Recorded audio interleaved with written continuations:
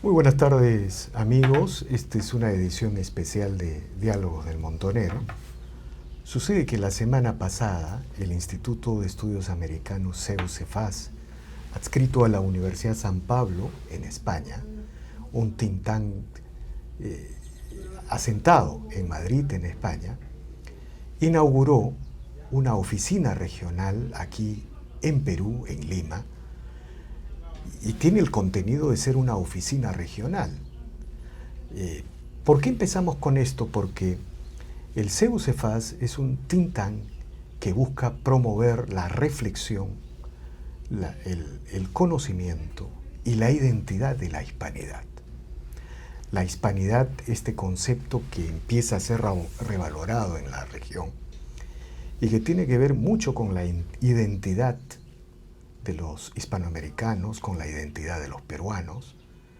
Y bueno, esto es un motivo muy importante para señalar que la hispanidad, en medio de la crisis de las sociedades occidentales, está resurgiendo y convirtiéndose en un espacio de reflexión y de identidad y de acción. La inauguración de una oficina regional desde la cual se van a establecer vínculos culturales, procesos de investigación, procesos intelectuales, es una gran noticia para los hispanoamericanos, para los peruanos. Y bueno, sucede que la señora Consuelo Martínez Cicluna, directora del Instituto de Estudios Americanos CEU-CEFAS, está con nosotros el día de hoy. Ella ha aceptado, ha tenido la gentileza de sostener una entrevista con nosotros. Buenas tardes, señora Consuelo Martínez, gracias por esta conversación. Muchas gracias, Víctor Andrés. Bueno, mi primera pregunta sería, ¿por qué inaugurar una oficina regional del CEU-CEFAS en Perú? Pero además el contenido, oficina regional. Bueno, oficina regional porque va a ser el centro de irradiación del Instituto de Estudios Americanos para toda Hispanoamérica. Ese es el sentido, ¿no? Es decir, Lima ha sido especialmente escogida para el lugar central donde vamos a trabajar sobre valores del pasado y sobre valores del futuro, ¿no? O sea, para esa reivindicación que tú has mencionado de la hispanidad, pero también para darle una vuelta a los temas que hoy en día nos preocupan de Hispanoamérica, ¿no? De acuerdo, y digamos, una de las cosas más apasionantes de la hispanidad es esta voluntad de construir integración entre los pueblos, la palabra es correcta, que se conquistaban durante la época del Imperio Español. Y bueno, esta voluntad evangelizadora, cristianizadora, tiene un referente, es la reina Isabel de España. Entonces la pregunta que uno se hace es, ella tuvo mucho que ver con Colón, pero no pudo contemplar toda la construcción de esta grandeza de los virreinatos de Perú y de México, sobre todo estos dos grandes virreinatos. Entonces la pregunta que uno se hace es, ¿se puede hablar de Hispanoamérica, de la evangelización, sin la figura de la reina Isabel? Yo creo que probablemente no se puede hablar sin lo que ya desde el testamento de Isabel ella diseña como un proyecto político. Ella es una gran mujer que además tiene una idea muy determinada. Hay que pensar que España pasa en esos momentos de culminar la Reconquista después de 700 años de dominación árabe, y es ella quien proyecta esa necesidad de culminar la Reconquista que se había ido postergando por las divisiones entre los diferentes reinos españoles, etc., ¿no? Entonces ella elige con quién se quiere casar y elige precisamente a Fernando. ¿Por qué? Porque de esa manera se unen los dos reinos principales, Castilla y Aragón. Y es la intención de culminar la Reconquista. Y luego se encuentra con otro reto, ¿no? Cuando aparece ese navegante de origen incierto, lo importante no es el origen de Colón, lo importante es para quién va a trabajar Colón, para quién va a confiar en el proyecto de Colón, en esa idea de Colón, ¿no? De descubrir una línea comercial que luego se convierte en el descubrimiento, con el transcurso del tiempo y con la llegada de otros, de Hernán Cortés, por ejemplo, el descubrimiento de un nuevo continente, ¿no? Al que hay que darle una forma jurídica. porque los diferentes pueblos que se encuentran en ese nuevo continente no tienen contacto con muchos entre ellos y otros lo tienen desde la dominación y el sometimiento de otros pueblos. Es Isabel la que va a dar un calibre jurídico a esa nueva organización, la que se va a preocupar por esos nuevos súbditos de la corona, porque van a ser súbditos exactamente igual que los españoles, y con la protección de los naturales, de los indios. Una pregunta ahí, un poco para ir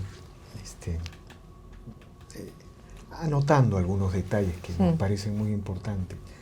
Sin este impulso de la Reconquista, que también tuvo un impulso evangelizador cristiano, sí, claro, no se podría explicar esta voluntad evangelizadora de los pueblos hispanoamericanos, ¿no? O sea, hay como una acción que también se prolonga a Hispanoamérica. ¿Hay algo de eso? Sí, porque hay que pensar que mientras otros pueblos europeos o otros monarcas europeos iban a luchar en las cruzadas, nosotros la cruzada la teníamos en el interior. Y eso es lo que explica, ¿no?, esa idea de reconquista, como en los documentos medievales, cuando citan Hispania, es la Hispania romanogoda, ¿no?, que es la recuperación de Occidente también, ¿no?, es la recuperación del cristianismo, es la consagración de Recadero en el Tercer Concilio de Toledo, España se consagra al cristianismo, al catolicismo, la conversión de los monarcas godos, y es recuperar palmo a palmo el territorio para la cristiandad. Esa es la razón de ser, si no, no se entiende nada. Entonces ese espíritu, digamos, medieval del castellano, del aragonés, de esos diferentes pueblos que habían estado luchando por repoblar, ese es el sentido, repoblación, reconquista, ¿no? Son todos los términos que aparecen en los documentos de la época, documentos históricos, documentos jurídicos, y eso tiene muchísima importancia, y ese forjar el espíritu, ¿no? Hay muchísima literatura medieval y hay también muchísima literatura posterior donde se habla precisamente de que España frente al Islam, nosotros, digamos que esa labor de construcción de la nacionalidad, de la nación, la hicimos, a diferencia de otros pueblos, la hicimos luchando durante 700 años, y eso tiene que curtir el espíritu de alguna forma. Y ¿por qué le preguntaba por la reina Isabel, por este impulso evangelizador en Hispanoamérica? Porque nada de lo que es Hispanoamérica, ni siquiera su mestizaje, su lengua, sus tradiciones, no existirían sin este impulso evangelizador. Por ejemplo, algo que llama extremadamente la atención, ya esto es con Carlos V, ¿no? Este diferendo que hubo en Valladolid, cuando la conquista se detiene, ¿no? Es decir, es un hecho único en la historia de la humanidad. Uno de los imperios más poderosos del planeta decide detener la conquista. Estaban, creo, por la isla española en ese momento, porque tenían que discutir teológicamente si la conquista se justificaba en base a los criterios evangelizadores, a la revelación. Cuéntenos sobre eso, porque digamos, en Hispanoamérica no se conoce. Ahí incluso nacieron realmente las grandes corrientes de los derechos humanos. Nacen en ese momento y un poco antes. Hay dos ideas que ha señalado y que son, primero, cuando decimos a veces dos pilares fundamentales, evangelización y mestizaje, pero el mestizaje es producto de la evangelización. Es decir, a los naturales los tratas como iguales. Los castellanos, que son andaluces, extremeños, canarios, eso explica un poco también el acento hispanoamericano, esa diversidad de acentos, ¿no?, que son los que llegan, se mezclan, pero se mezclan porque los reconocen como iguales. Si hubieran sido esclavos, siervos, no se hubiera mezclado con ellos. Entonces hay una preservación. El mestizaje es consecuencia de la evangelización. Hernán Cortés va acompañado del padre Olmedo, hace llegar 12 franciscanos, hinca la rodilla en tierra. Los indios se quedan pasmados porque el gran conquistador hinca la rodilla en tierra y como el padre franciscano no le deja que le bese la mano, le besa el hábito. Eso implica que el dominador no lo es tanto, que se inclina ante algo, y ante algo ante lo que se inclina es ante la cruz. Eso es importante. Y luego lo que es la controversia de Valladolid, en la que se enfrentan dos formas de entender, que es Juan Ginés de Sepúlveda, que es un jurista importante, es una de las personas que va a elegir luego Carlos para que haga las memorias del emperador. Él va eligiendo las personas, y luego no está muy contento con lo que dicen, porque no le tienen gran respeto, o sea, muestran la claridad, la verdad, ¿no? O sea, para que veamos que también la monarquía hispánica implicaba que la gente no se sometía, decía las verdades a la propia cara del monarca, ¿no? Y esto importaba. Y en la controversia de Valladolid están Juan Ginés de Sepúlveda y Bartolomé de las Casas, que los coetáneos suyos le dicen que es el exagerado, ¿no? El que siempre destaca lo malo frente a lo bueno, que no está ni en la mitad de los sitios que describió. Pero en todo caso, ¿qué es lo importante de la controversia de Valladolid? Que separa la conquista y que es un hito histórico en la historia de los imperios que se han sucedido a lo largo del tiempo, porque nadie para una conquista y escucha a los juristas y a los teólogos y hace un examen de conciencia y de análisis. Producto de ese examen ha sido previamente el Padre Vittoria. Sin el Padre Vittoria no se entiende lo que son los derechos humanos hoy en día. Es el fundador del derecho internacional moderno, actual, porque la libertad de los mares, la libertad de comercial, que estos son libertades que se entienden que es un fundamento también jurídico, político, pero no se entiende sin la libertad de evangelizar, el respeto a la propiedad.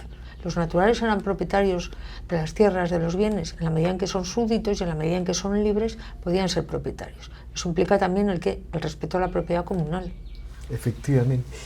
Y de ahí viene de este impulso evangelizador, como usted señala, viene el mestizaje y toda esta obra civilizatoria del Imperio Español, ¿no? Que solo puede ser comparado con la voluntad civilizadora, salvando las distancias y los tiempos, del Imperio Romano, anteriormente del Imperio de Alejandro Magno. Es una tradición de construcción, de civilización. Y en los reinos en los reinos y en los virreinatos de Hispanoamérica se construyeron civilizaciones, hubo universidades, gramáticas de las lenguas, sí, ¿no? Cuéntenos este aspecto en relación con esta voluntad evangelizadora. ¿Cómo esta voluntad evangelizadora va a desencadenar un impulso de construcción, de civilización? Es una redundancia, ¿no? Pero específicamente, ¿cómo se expresa este proceso? Cuéntenos. No, civilizar es civitas, ¿no? Que es romano, es cive, ciudadano, es el reconocimiento de una realidad que necesita ser asentada en otros mimbres que son diferentes de los de una dominación. Entonces, ¿qué es lo que hace España? Que ya no es España, porque ya es Lima, es Perú, es la ciudad de los reyes, es todos esos diferentes países que hoy son países hispanoamericanos, donde nos encontramos catedrales, calles, ciudades, ayuntamientos, poblaciones. O sea, España puebla, no conquista simplemente, da un asentamiento, establece un asentamiento, una iglesia, una catedral, un cabildo catedralicio, de alguna manera universidad, la Universidad San Marcos de Lima, que es la más antigua del ámbito hispanoamericano, 1551, ¿no? Entonces, y a partir de ese momento, todo lo que son las diferentes universidades. Eso implica el qué. ¿Por qué? Porque la evangelización implicaba un límite ético, ¿no? Hasta dónde se podía llegar. Pensemos en el mundo que no es el mundo de hoy. Hoy es un mundo secularizado donde no entendemos, ¿no? Con los ojos de hoy en día. Y ese es un problema, porque es el problema del presentismo cultural. Mirar con los ojos de hoy en día los acontecimientos que se han producido hace 500 años, donde el hombre miraba a Dios, donde el hombre rendía cuentas a Dios, donde el hombre tenía que dejar algo más duradero que su propia existencia, que es efímera. ¿Y qué es lo que hacían? Universidades, calles, hospitales, que son importantísimos, hospitales. Y hay una cosa que, por ejemplo, se olvida, ¿no? Hoy día sí ya sabemos por qué hay investigaciones de fondo, de académicos incuestionables, por la derecha, por la izquierda, por cualquier lado. Que, por ejemplo, hay una investigación del profesor Bruno Seminario, ya fallecido, que nos señala que el ingreso per cápita del virreinato del Perú era o casi igual al de Madrid o representaba el 60% del ingreso de Inglaterra, que en ese momento ya empezaba a rodar las máquinas de la transformación industrial. Y la pregunta que uno se hace es, algunas otras cosas más, ¿no? El mundo indígena no quiso la independencia en el Perú. Eso es una verdad que el día de hoy empieza a emerger, ¿no? Defendió al rey 2, 3 décadas después el sur del Perú, por eso el sur del Perú siempre es levantisco, ¿no? Entonces, ¿por qué olvidamos todo esto? O sea, ¿por qué los hispanoamericanos nos olvidamos de nuestro pasado, de nuestra grandeza? La famosa leyenda negra. Bueno, no solamente los hispanoamericanos, los españoles también, ¿no? Porque nos han manipulado y nos han ocultado la realidad, ¿no? Hay una historia tergiversada que la hemos asumido como si fuese una historia propia, ¿no? Y es la historia que nos ha creado el enemigo, tanto el enemigo externo como el enemigo interno, ¿no? Aquellos que odian a España o que odian lo que su propia, la peruanidad, que es importante, ¿no? Esa idea de que Perú, Lima, la ciudad de los reyes era más rica que Madrid, que en el momento de la conquista es un mero villorrio, porque Carlos no está asentado. ¿Cuándo se produce el asentamiento en Madrid? Con Felipe II, es un villorrio, o sea, es que realmente, y que luego hay un traslado de la corte más adelante a Valladolid, etcétera, ¿no? Para no aburrir, pero que eso que implica que Lima era mucho más rica,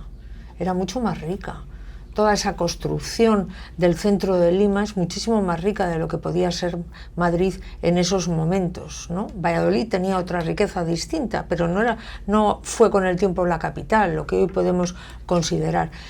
¿Qué es lo que sucede? Bueno, pues que es mucho más fácil para alienar las conciencias, adormecerlas, ¿no? Colocarnos en una posición de víctimas, unos y otros, porque los españoles seríamos también víctimas en ese relato y en esa narración, ¿no? de la opresión, en fin, de la dominación, etcétera. También seríamos exactamente igual víctimas, ¿no? Porque es una historia manipulada que se empieza a difundir desde el siglo XVI por parte de los enemigos entonces de España, libelos, publicados en Inglaterra, publicados también por parte de Guillermo el Taciturno, donde Lutero describe a los españoles como cerdos, porque se han mezclado con otras razas, con sarracenos y con judíos, como violadores, como sodomitas. Todo lo peor que se puede decir de los españoles lo escribe Lutero. Y después Guillermo el Taciturno. Pensemos que Felipe II es el demonio del mediodía. Para eso es necesario siempre un traidor. El traidor va a ser Antonio Pérez, pero los traidores a España van a ser también los propios españoles. Son los primeros que tienen interés en difundir esa historia manipulada y tergiversada. Le insistía en este tema de la leyenda negra porque, digamos, la leyenda negra se construyó sobre la explotación, la expoliación. Y inmediatamente yo recuerdo este decreto del Quinto Real, donde todas las riquezas minerales de Hispanoamérica pagaban 20% de tributo a la corona y el 80% se quedaba por aquí, ¿no es cierto? Por eso el virreinato del Perú era, como se decía, vale un Perú, tenía ese ingreso per cápita que ahora los economistas comienzan a descubrir. Pero quiero hacerle una pregunta, es una ucronía, ¿no? Un poco para entender este tema de la leyenda negra y cuánto daño ha producido. ¿Qué hubiera pasado si el imperio, ya no español, sino de las Españas, hubiera continuado? ¿Alguien se puede imaginar qué hubiese sucedido? Claro, es bien difícil decirlo, ¿no? Pero en el Imperio Romano pasó lo inimaginable, ¿no? Hubo emperadores romanos hispanos. Bueno, es que España le da, eso lo recoge muy bien Menéndez Pelayo en la historia de los heterodoxos españoles, ¿no? Pero también mucho, es algo sabido, ¿no? España da a Trajano, Adriano, Marco Aurelio, es decir, y da pensadores, Séneca, que por cierto socava la fundamentación moral de la esclavitud, porque no es la naturaleza la que ha hecho de la distinción. Quien ha hecho la distinción es la conquista o la guerra. Uno nace esclavo porque su padre era esclavo, pero su padre ha caído esclavo por una guerra, ¿no? Y ahí ya hay algo que es precursor del cristianismo, ¿no? Y que es importante en Roma. El cristianismo no produjo la decadencia de Roma, la decadencia de Roma la produce la corrupción, la degeneración de los emperadores. Marco Aurelio quizá es uno de los últimos importantes que merece la pena, ¿no? Que es el emperador filósofo, por decirlo así, pero claro, se produce de alguna manera ya esa corrupción. ¿Qué hubiera sido si España, primero porque lo que tú mencionas, las Españas, ¿no? La organización administrativa de la monarquía hispánica, porque había Consejo de Flandes, Consejo de Nápoles, Consejo de Indias, Consejo de Castilla, Consejo de Hacienda, ¿no? Los diferentes consejos. Es una monarquía polisinodial, donde el monarca es asesorado por todos esos consejos y donde además hay un cursus honorum, ¿no? Uno empieza como funcionario dentro de la administración, va a Indias, ¿no? En Indias adquiere además otro papel como garante de los derechos porque representa a la corona, donde no se deja corromper, donde se hace un juicio de residencia cuando deja el cargo. Si hiciéramos lo mismo con algunos funcionarios del mundo contemporáneo, no sé qué sucedería, donde se hace una audiencia. Hay que recordar a su vez que Colón llega cargado de cadenas en uno de sus viajes, ¿no? Es decir, ¿por qué? Porque ha hecho esclavos a los naturales, a los que la reina ha dicho que había que hacer una protección, porque son iguales. Entonces, eso, ¿qué hubiera sucedido? Pero es que ya se había infiltrado el enemigo, ¿no? O sea, hemos hablado del enemigo del siglo XVI, que son los libelos, etcétera, pero hay ya otro enemigo que se infiltra a partir del siglo XVIII, que es el enemigo revolucionario, ¿no? Que es la masonería también, que son todas esas logias, que tienen su importancia, porque hoy lo miramos y parece que es una cosa folclórica, no, es que es una cosa que tiene muchísima importancia. El iluminismo, la ilustración, que hace que los propios españoles, efectivamente, en la independencia, los indios luchan del lado del ejército realista, porque sin embargo en los criollos, en los españoles, ya se ha infiltrado ese otro gran enemigo de la obra de España, que es la revolución. Y ahora, una pregunta antes de plantearle sobre el futuro de Hispanoamérica, sobre este papel corrosivo en el presente y en el futuro de la leyenda negra. ¿Qué papel jugó la llegada de los Borbones, la reforma de los borbónicas y la expulsión de los jesuitas? Algunos señalan que sin ese acontecimiento, sin esa especie de cisne negro que se presenta en el desarrollo de uno de los imperios más civilizadores de la historia occidental, no hubiera sucedido lo que ha sucedido en Hispanoamérica. A lo mejor no hubiera sucedido, se hubiera retardado un poco más, ¿no? El centralismo borbónico yo creo que es devastador, tanto en Hispanoamérica como en España, Eso por una parte. Luego, por otra parte, esa idea del afrancesamiento que se produce con la recepción de esas doctrinas que vienen de fuera, que no comprenden ya la obra española, que ya no, porque no han seguido lo que es la escolástica, ¿no? El iluminismo, la ilustración, cuando llegan a España, el afrancesamiento, ¿no? Las élites intelectuales que no creen en la obra de España, ¿no? Porque han dejado y han olvidado lo que ha sido la segunda escolástica, lo que era la Universidad de Salamanca, que era señera. Luego, la expulsión de los jesuitas tiene también su importancia. ¿Por qué? Porque es un cuerpo de pensamiento, por lo menos en esos momentos. Y no son los jesuitas de hoy, ¿no es cierto? No, por eso he dicho que en esos momentos, he querido recalcar, claro, que en esos momentos eran los nada tiene que ver, escolásticos, ¿no? Que es, por ejemplo, el padre Rivadeneira, que está escribiendo a finales del siglo XVI, y el tratado de las virtudes del príncipe cristiano, que es una de las obras, o Juan de Mariana, jesuita también importante, la teoría del tiranicidio de Juan de Mariana, los límites del poder real, porque si no cumples con esos límites cabe el tiranicidio. Eso es gravísimo, eso lo dice el padre Mariana. Francisco de Suárez no llega a tanto, pero Mariana sí, ¿no? Estoy poniendo el exponente de los jesuitas, que son importantes, pero que es el brazo armado de la monarquía, es el brazo intelectual de la monarquía, lo que es la Compañía de Jesús. Claro, la expulsión de los jesuitas es un drama intelectual y es un drama también aquí, político. Túpac Amaru era jesuita aquí, era un jesuita. ¿Cuánto tuvo que ver esa expulsión de sus maestros? Imagínense. Pues mucho que ver. Eso, ¿por qué? Porque además debemos pensar, por ejemplo, que en Madrid el Colegio Imperial de los Jesuitas es en el que se forman las élites intelectuales. Claro, cuando a ellos se les expulsa, ¿qué es lo que nos encontramos? El afrancesamiento de esas mismas élites intelectuales, de la nobleza, etcétera, que son los primeros que quiere que llegue de alguna manera la revolución, no la revolución francesa que corta cabezas, pero que es la consecuencia natural de un jacobinismo revolucionario. De acuerdo. Qué interesante hacer este viaje. Bueno, en la televisión es un espacio muy corto, ¿no? Pero quiero plantearle una pregunta final. El tema de la leyenda negra. ¿De qué manera cree usted que sigue erosionando la realidad hispanoamericana? ¿De qué manera sigue amenazando la posibilidad de imaginar un futuro constructivo a los hispanoamericanos? Lo único que yo sé de la leyenda negra y que tengo una certeza incuestionable es que nos quitó la autoestima de nuestra grandeza. Claro, ese es un problema, ¿no? Es el problema de estar siempre con esa idea de victimización, ¿no? de la gente, ¿no? De los países hispanos, también de España, ¿no? Porque cuando un ministro español pide perdón por lo que ha dicho Sheinbaum, ¿no? Pide perdón porque tiene que responder al reclamo que la presidenta mexicana establece, es porque no sabe nada de la historia de España, ni de la de los países, es ni mucho de más los países hispanoamericanos, no sabe absolutamente nada. Es un desconocimiento y es también, es decir, hemos hablado de diferentes momentos, siglo XVI-XVII son los bulos, las leyendas desde el exterior, siempre con un traidor interno que tiene que haberlo necesariamente para que se propague el mal, ¿no?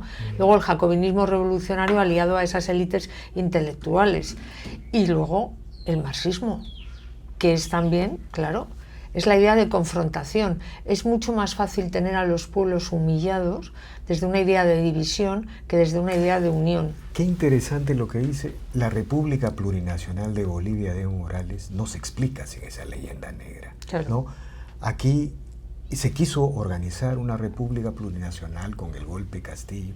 Se ignoraba pues que lo más español, mestizo, lo más occidental y moreno en el Perú son los Andes peruanos. Las comunidades de Castilla son réplicas, las comunidades campesinas son réplicas administrativas de las comunidades de Castilla, las vestimentas, las polleras, la música, la religiosidad, el barroco. No lo digo yo, lo dice un antropólogo que es muy carísimo hacia la izquierda latinoamericana, José María Arguedas, en su tesis doctoral, ¿no? Un comentario final, doctora Consuelo Martínez, muy encantado de estar en este diálogo con usted. Pues un comentario final es que no miremos solamente al pasado, que miremos hacia el futuro. Conociendo nuestro pasado es como podemos afrontar el futuro. Hispanoamérica será fuerte y España con ella, porque España no es nada sin la América hispana, eso que se sepa, y seremos fuertes en la medida en que tengamos un compromiso de unidad entre nosotros, ¿no? Tenemos una lengua que hablan más de 500 millones de habitantes. Tenemos que potenciar esa lengua, esa cultura que nos hizo fuertes un día y que tenemos que recuperar de alguna forma en un espacio geopolítico actual que es importante y que por lo tanto más que la confrontación, la unidad. De acuerdo, de acuerdo. Infinitamente agradecido por esta interesante conversación, doctora Consuelo Martínez, docente universitario, doctora de la Complutense en Filosofía Política. Nos ha honrado en esta interesante conversación en Diálogos del Montonero. Muchas gracias, doctora. Muchísimas gracias. Bien, amigos, esta ha sido una nueva edición de Diálogos del Montonero. No olvide de suscribirse al canal, deje su comentario. Así este proyecto sigue avanzando. Nos vemos en la siguiente edición. Gracias.